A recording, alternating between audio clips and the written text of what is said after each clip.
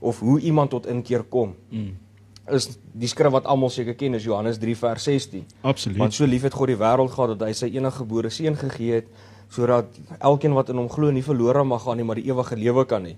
So hoe kom 'n mens tot bekering om in Jesus Christus te glo? Dan kan jy natuurlik ook Romeine 10 vers 9, is baie mense ook voor lief.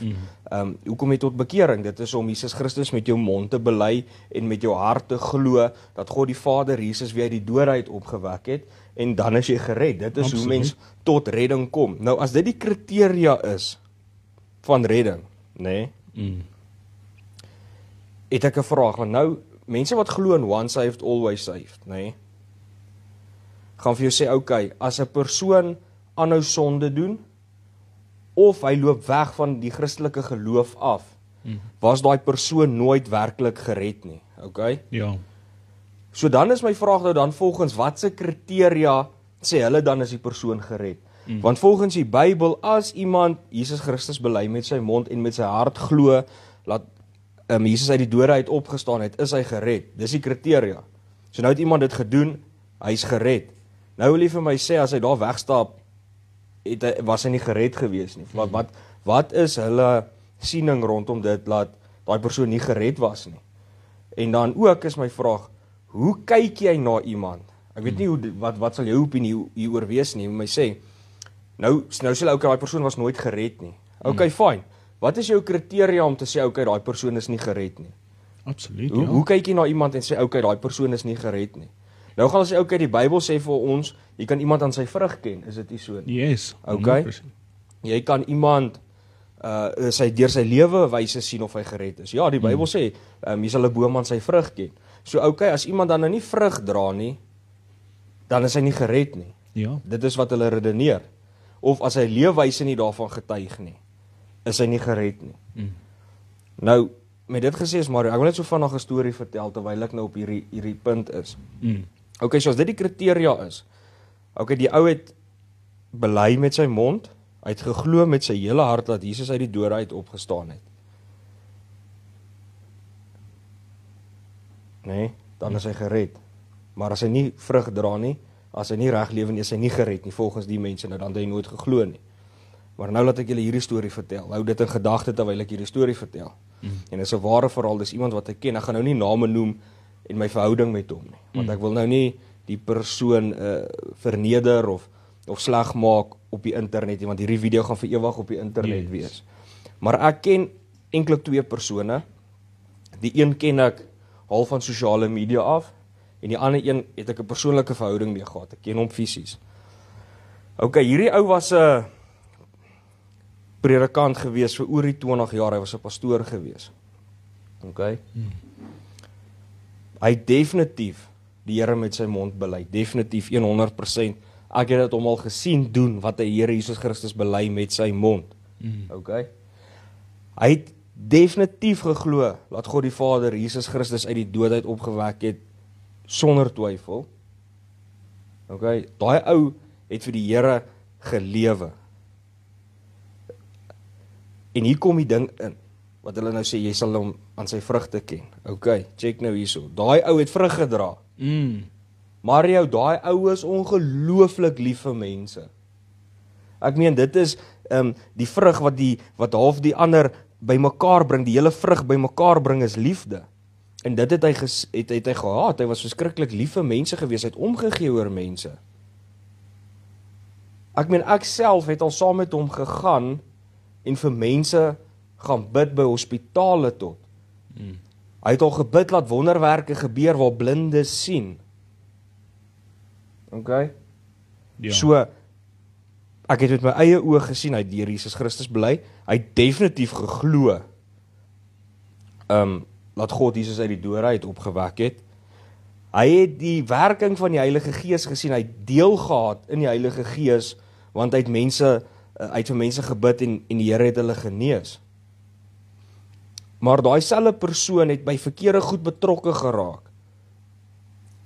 En hy het in 'n valse geloof ingestap wat hy nou ander gode aanbid na, ek sê seker hoeveel jaar was hy 'n predikant nie. En dink ook nog daaraan, hy het uit 'n Christelike huis groot geword. Hy was 'n pastoor gewees vir 20 of 30 jaar.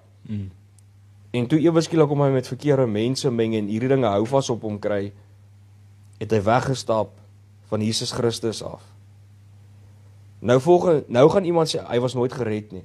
Volgens watse kriteria was hy nie gered gewees nie? Ja, absoluut.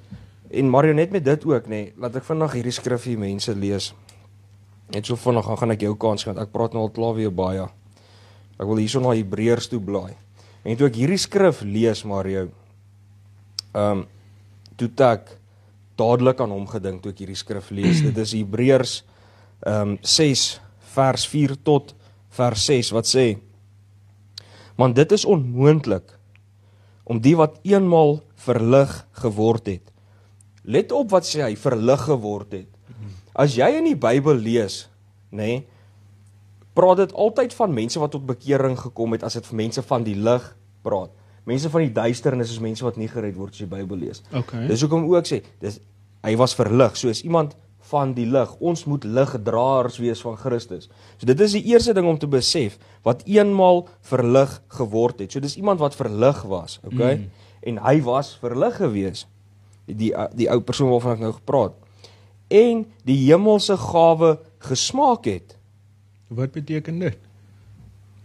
Ons gaan daarby kom. En die Heilige Gees deelagtig geword het. Okay, so hy het hierdie gawe van die hemele gehad.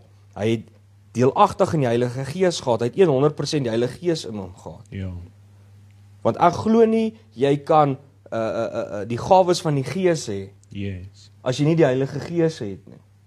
Ja. En hy het die gawes van die Heilige Gees gehad, Mario. Ja, jy kan dit nie. Nou, Heilige Gees deelagtig geword en die goeie woord van God gesmaak het. Hy het die goeie woord, was lief vir die Bybel, hy het die Bybel geken, hy het geproe hoe goed die goeie nuus is, hy het verstaan dat Jesus Christus vir hom kom sterf het en dat hy vrygekoop is. En dan verder sê hy hierso, gesmaak het en die kragte van die toekomstige wêreld. Nou dit is wonderwerke, dis wat ek sê, hierdie ou het vir mense gebid, en al sulke goeder. So hy het gesien hierdie gawes van die toekomstige wêreld waar mense gesond gaan word, nie meer pyn gaan hê nie, al hierdie goed. Hy was deelagtig in hierdie goeders gewees. En dan gaan hy verder, na dit, en afvallig geword het. Hoorie, selfs hierso, en afvallig geword het, sê hy, dit is wat met hom gebeur, hy het afvallig geword. Hy het al hierdie goed gehad in sy lewe, maar hy het afvallig geword, net soos wat hierdie skrif sê. En dit is nou die hartseer deel van hierdie skrif, as jy in vers 6 nou verder lees. En om die weer tot bekering te vernuwe, omdat hulle ten opsigte van hulle self die Seun van God weer gekruisig het en openlik tot skande gemaak het. Jy sien nou Mario, die is iemand wat definitief tot bekering gekom het, waarvan die skrif praat, en dit is wat ek aan daai persoon sien. Hy was definitief 'n kind van die Here. En omdat hy so weggedraai het, na hy die Jesus geken het, die goeie woord geproe het, die kragte van die Heilige Gees gesien het, die Heilige Gees in hom gehad het, hy was verlig gewees en hy het weggestap. Want onthou, sy sonde was om vergewe die dag toe hy Jesus Christus aanneem. En Jesus Christus het die prys vir hom betaal, want toe hy besluit hy draai sy rug op dit, het hy daai bloed van Jesus Christus goedkoop gemaak. Ek stem 100% saam. En daai is baie spesifieke woorde, daar's 'n baie spesifieke ingezoomde woordkeuse van Paulus gewees.